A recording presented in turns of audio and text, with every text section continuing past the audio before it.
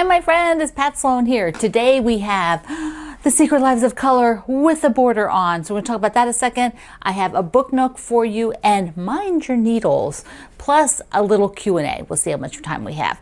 So first, ta-da, ta-da, ta-da. So I did get all of the border from this alphabet fabric, and I had no plan ever to use that alphabet fabric in this quilt. I used it just in the spacers, in a few of the spacers here and there, sprinkled through, and then it just seemed to be right, feel right when I auditioned it later. So that's why a lot of times I think as quilters, a lot of us wait until the quilt is done, until we decide what the border is, which is a bit risky if you are using a fabric line and you want to use fabric within it and you haven't made your quilt for 3 years, because 3 years afterwards, you're probably going to have a hard time finding the fabric. But sometimes you have in your own collection already, particularly if it's something more scrappy like this, a fabric that will work. Now, what I have left is this piece and this one with the selvage, a little bit of selvage on there. This was from Lucy Summers. She did fabric for a little while with Moda. So I am going to cut these into 2.5-inch squares, and then I'm going to cut this in half and sew it so it's a little bit wider and cut 2.5-inch squares. But I think I might just chop this part off and use it in the label.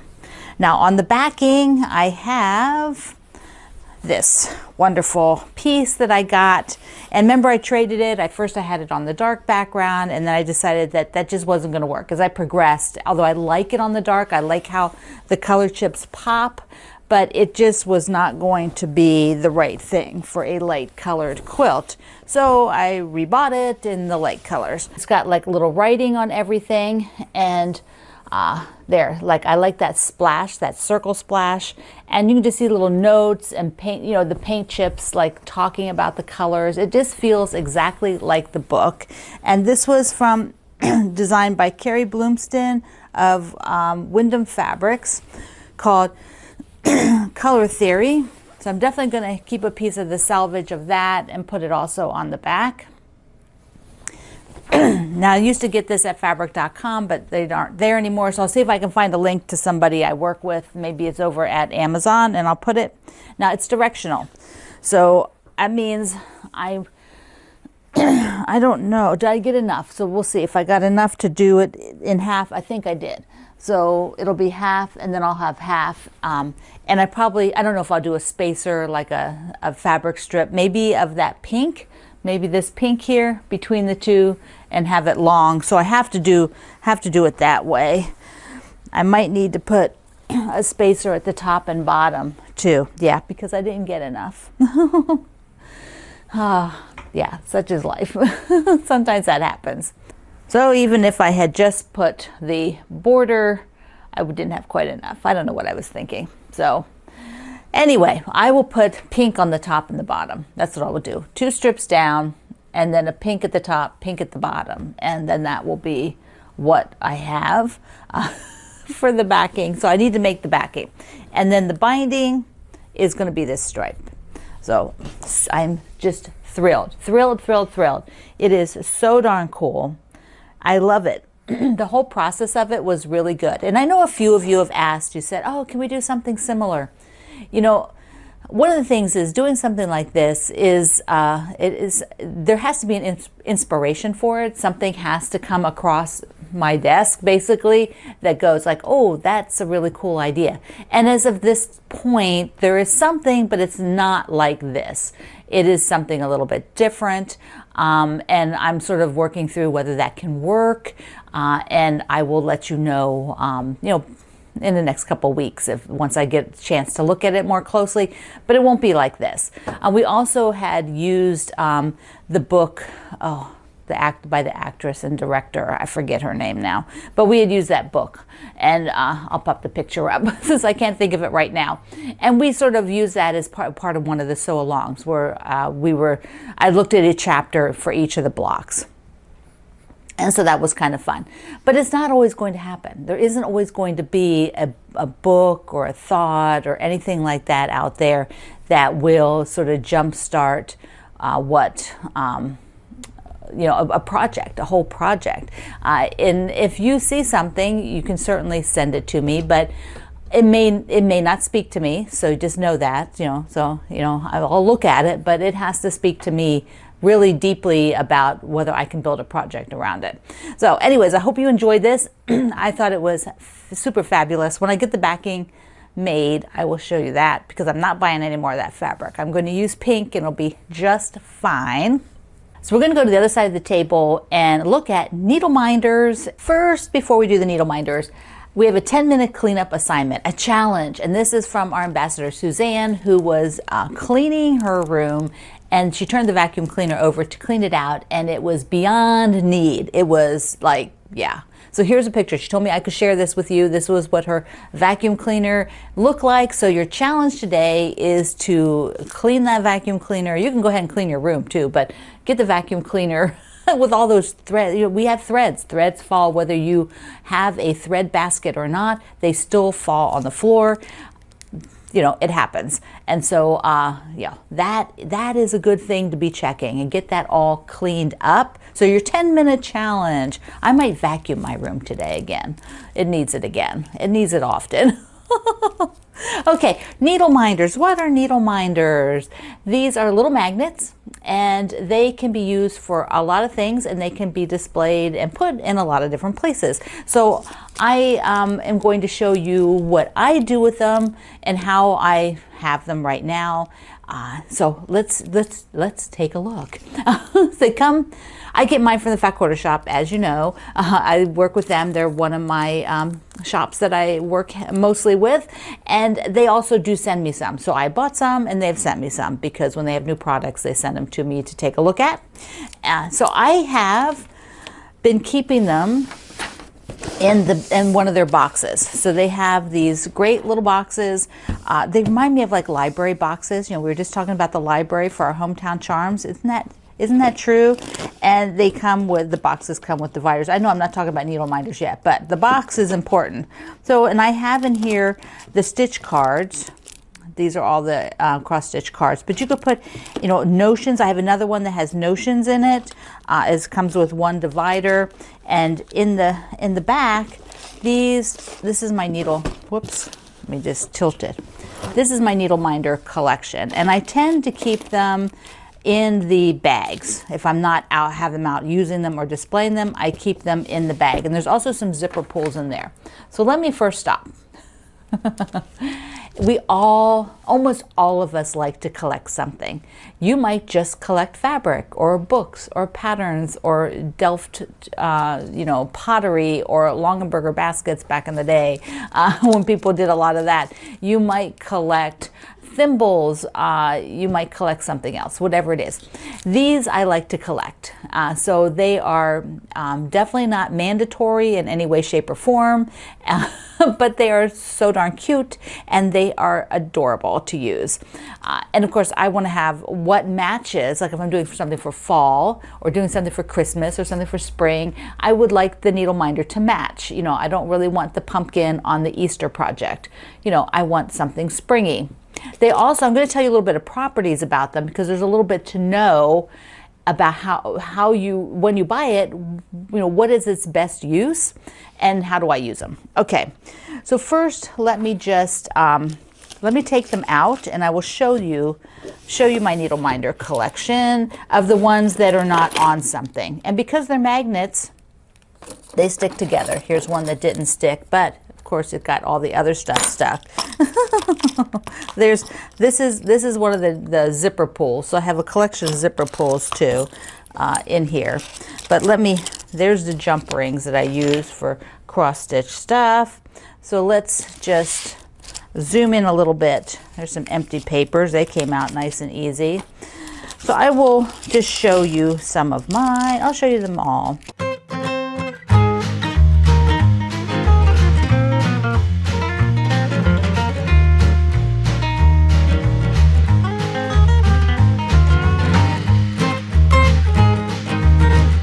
So let me just show you you know, I'll just kind of pick them up easily and see if I can get you. Okay, so these ones by Bev, I just love. I love Bev's. They often have little flowers on them. She also has some that are lighter weight, like this one here, the pink flamingo that you see a lot. Here's, look at this Christmas one. That's the one I've been using. I do have a few duplicates because I bought them and then was gifted them. Ginger Burr has adorable ones. And then there's the ones by the Fat Quarter Shop, like these, that are custom. And same with the acorn, you know, and the bra for so they're for events, you know, or for sew-alongs. There's the Darling Gnome. Again, this is Bev's. And the flower. See, this would be one for Easter, using at Easter. Here's another custom one for a Fat Quarter Shop. There's the buildings. So you get little houses and a quilt shop. And then this was not Bev's, but it was one that I was given. And I just think it's really pretty. So that, and then there's things like the pools. The Bev has a bunch of pools. And then the Fat Quarter Shop also does a lot of zipper pools. And I just think they make the project bags so cute. Okay, so that is what I have plus what's on projects. So let me just talk a little bit about how I use them and where I put them. I mostly use them right now on cross-stitch projects, and I will put them on a quilt that I might be doing binding on, like this. And I'll, you know, I have to do the binding on this one, and I'm using a needle for that, so I will show you that in a second. But this is nice because if I've got something I'm stitching, and I can just sort of, you know, lay the needle onto the magnet like that without weaving it through, just as a temporary, a lot of times a temporary measure. If I'm going to put, like this one's not even in, so I would not leave this out because I'm liable to knock it off. You know, if I've not got it actually sewn in, but if it's sewn in, I will just leave it on there because I don't have kids or anything else or anybody else coming here and doing the things. So it's easy. Now I do cross stitch in hand just like you might with embroidery in hand, and so I want to use the smaller needle minders for that, like this one, versus the heavier and bigger ones like this. So you can see here, let me just take here I've got the pink flamingo. I put them on the tins so I can just have a tin of thread sitting there, and if it's closed I can just plop the needle to the side. But this is a thin, smaller, lighter needle minder. Let me just put him in my hand there. See, he's a lighter one. And the bigger, fatter one is a lot heavier. So if you're doing something in hand, whoops, get him up there. So if you're doing, oh, he's upside down, hold on. I can't have that. So if you're doing something like in your hoop, the heavier ones are gonna work, or on fabric. If you're doing a binding like this, and you want to put something there to work with, this heavier one is definitely what you want because you've got the front, the batting, and the backing, and that just sits on there really, really nicely. Here, I'll put it down here where we can see it actually. There. So that one is nice and heavy, so I can put the needle there, you know, while I'm working if I just want to set it down rather than kind of trying to, you know, rather than putting it into the fabric. It's just another way of working. But they are so cute to put them on your hangers like this, on your Ackfeld hanger. Like I have like the sheep. He would just be such a darling accent if you had a little sheep project up here. And then I also keep them, like I said, on top of the tins, because if I open the tin, I also will have fabric on the back. Whoops. There's the back side of the magnet. I have this little piece of fabric with the needles there, and that way when I open it, that's there available for me to work. That's just how I like to do it. Here's another one that's so cute. It was in the project bag. So here's one of the project bags and the zipper pull on it. And this is the tomato, another of Bev's. Isn't that cute? And also, I just need to finish this one. I have to finish this one. This has got to be a priority because it can go on this hanger. It can go over here. It's just the right size. The other places that I use it, let me just get that, are these Stitch Buddies.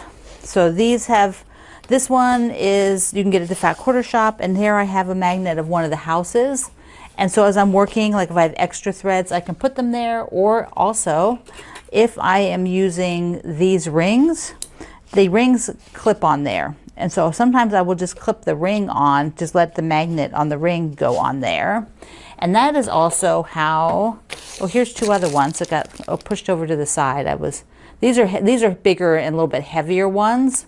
So the little apron is so darling. Now I do have one of the book stands that's metal. So when you have a metal book stand, let me just move over here. When you have a metal book stand, they all can go on the side like this. And this is another time when I'm using these. First, they're just cute to look at, but I will clip this up here on one of them, and then I can have this while I'm working at the table, because I often will cross stitch here on the back side of the table. And I've shown you before where I actually, I wear it. I will put it here so that I don't have to, like this, get this sunflower here. So I use it on my shirt. So I would put the back side under my shirt there, and then I can just put the needle or pin, like especially if I'm measuring stuff and I don't want to maybe put the pin, like weave it through my shirt, I can just, put it on there for a few seconds till I need it again. Yes, all of those wonderful things. All of those things for the needle minders. And you can put them on your rolling carts too, if you have them on your rolling carts. Mine space is kind of small, so sometimes I've found that I've knocked them off of there because I didn't realize I actually brushed against them a bit. But you might not have that. Or if you have a metal cabinet, like my little red metal cabinet, I could put them on there. All right. Now, I've kind of run out of time for the book nook today. So I will move that to Saturday. I will move the book nook to Saturday so that we have time to look at the book I want to show you, because it's pretty cute. So if you have needle minders, I would love to see how you use them. If you have a collection like me, or if you have something, some way different than what I've showed you. There's just so many different ways to use them. There are actually now, I think, some boards. Bev may have done one, like a magnetic board, so you can hang it up. I don't really have that kind of space in here. I would have to just, the only space I really have is like right there to hang something in this room. So that doesn't work for me as well as just using this, the book stand. I think the book stand is just so cute. So I could just put the things there and enjoy them. And then because I'm always decorating with this, I can put them on here. I'll put this guy back because he's so perfect for there. Okay, my friend, clean your vacuum, as Suzanne tells us. It's time. And if you have a Secret Lives of Color that's done, share a picture today. If yours is not done, work on it. So I love you. Mwah. Thank you for being here in the Sloan Zone. I will see you online.